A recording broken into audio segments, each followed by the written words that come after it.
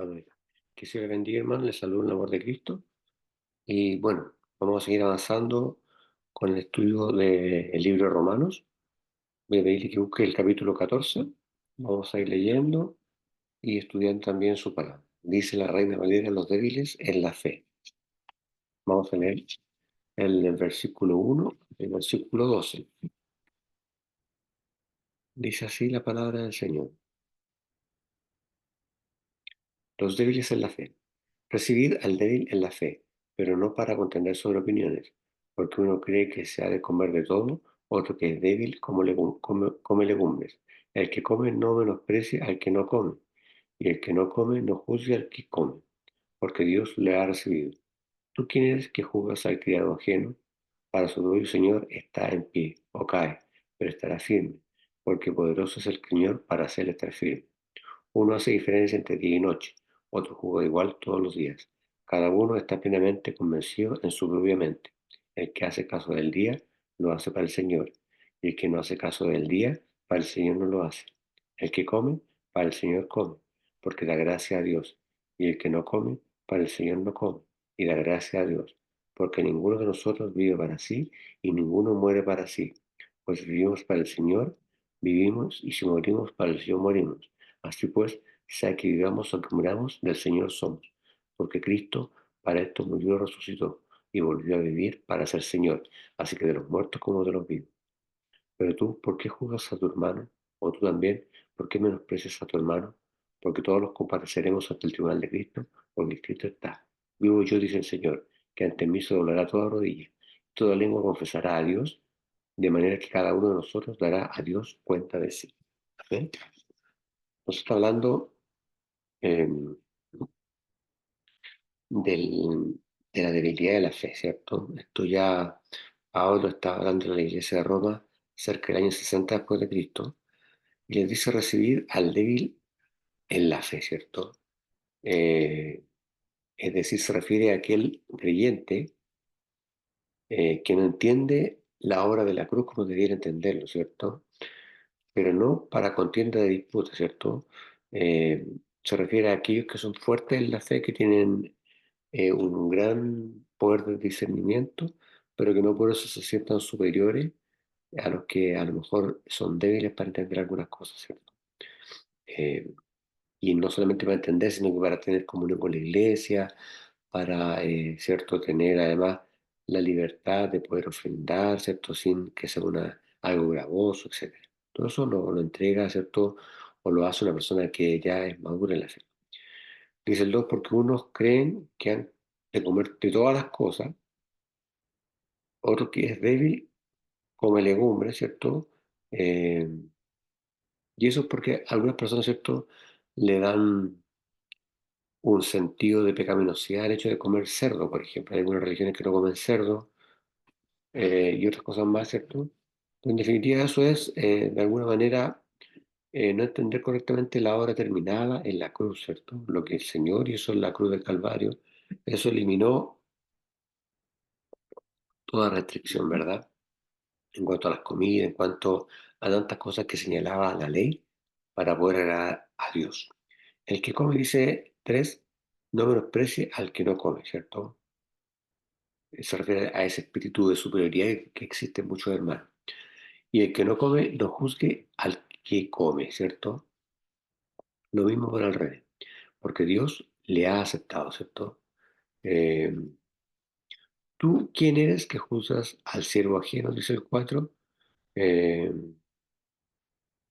O sea, en el fondo está diciendo quién eres tú para juzgar al siervo de Dios, ¿cierto? O a cualquier persona en definitiva. Para su Señor está en pie o cae, ¿cierto? Se refiere a que el Señor solamente debe ser el juez, tanto de los que están de pie como de los que caen. Pero se afirmará que podemos, qué poderoso es el Señor para afirmarle, ¿cierto? Y se refiere al hecho de que solamente Dios nos puede sostener. Dice el 5, uno hace diferencia entre día y día, otro juzga iguales todos los días, ¿cierto? Eh, Cada uno está plenamente convencido en su propia mente. Eh, Se refiere a los rituales, ¿cierto? No habla del tema moral porque eso ya Cristo ya lo condenó. Se refiere, ¿cierto?, a la ritualidad de muchas personas. para llevar su vida. El que hace caso del día lo hace para el Señor, y el que no hace caso del día no lo hace para el Señor, ¿cierto? O sea, los intereses nuestros deberían estar siempre enfocados en el Señor, ¿cierto? Sea independiente de lo que pensemos. El que come, come para el Señor porque de gracia, porque da gracias a Dios, ¿cierto? Y el que no come, no come para el Señor y da gracias a Dios, ¿cierto? O sea, el que coma o no coma, tiene que tener el mismo fin en su mente, ¿cierto? El que haga o no haga, el mismo fin siempre en su mente, que es el Señor. Porque ninguno de nosotros vive para sí y ninguno muere para sí, ¿cierto? Es decir, ningún cristiano es su propio fin en la vida, ¿cierto? O sea, mi finalidad no puedo ser yo mismo, no puedo ser tan autorreferente. Mi finalidad siempre tiene que ser el Señor, ¿cierto? Y su obra. Eh, 8, que si vivimos, para el Señor vivimos. Y si morimos, para el Señor morimos, ¿cierto?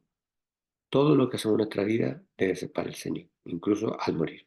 Así que, o que vivamos o que muramos, del Señor somos, ¿cierto? Se refiere de que el Señor tiene el control de toda nuestra vida, de todas nuestras cosas, de la vida, de la muerte, de lo que deseamos, de lo que no debemos desear, etcétera. Porque Cristo para esto murió y resucitó y volvió a vivir, ¿cierto? O sea, Él pagó un precio de tal magnitud para nosotros, esto que es absolutamente imposible describirlo, ¿cierto? Y no pensar en todo lo que Él hizo por cada uno de nosotros, para ser Señor así de los muertos como de los que viven, ¿cierto? Es decir, el Señor se refiere a esto que Cristo es Dios tanto de los vivos espiritualmente como de los muertos espiritualmente, ¿cierto? Que en algún momento pueden llegar al conocimiento de la verdad también. Más tú, ¿por qué juzgas a tu hermano, ¿cierto?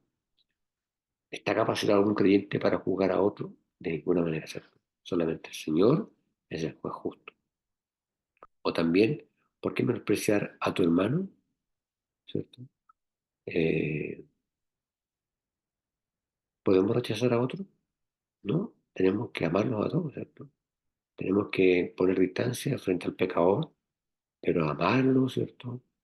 Y tratar de traerlo a la planta de Cristo. Porque todos hemos de estar ante el tribunal de Cristo, ¿cierto? Seamos justos, seamos injustos, fieles e infieles, igual vamos a estar todos frente al trono de Dios en algún momento. Porque escrito está, ¿cierto? Esto está en Isaías 45:23.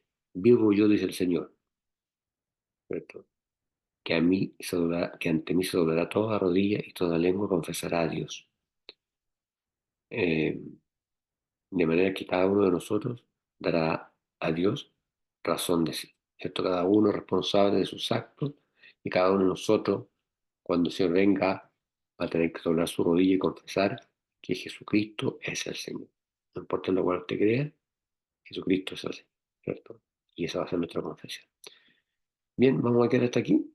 Eh, la próxima semana, con la ayuda del Señor, eh, hicimos un estudio bastante corto ahora para, como no se conectó ningún hermano, para que se puedan poner al día, ¿ya?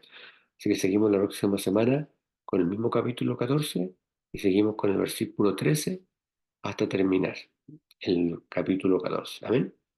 Que Dios le bendiga, oremos al Señor. Gracias, Padre, por este tiempo que nos da para reflexionar sobre tu palabra. Ayúdanos a seguir avanzando, a seguir perseverando y a seguir, Señor, venciendo todo obstáculo que nos impida llegar a ti. Te pido en esta hora en especial por todos los hermanos de la iglesia que no se han podido conectar, que lo van a ver con posterioridad, que tú seas cuidándolo, guardándolo en esta noche, Señor. Te lo pido, Padre, en el nombre de Jesús. Amén.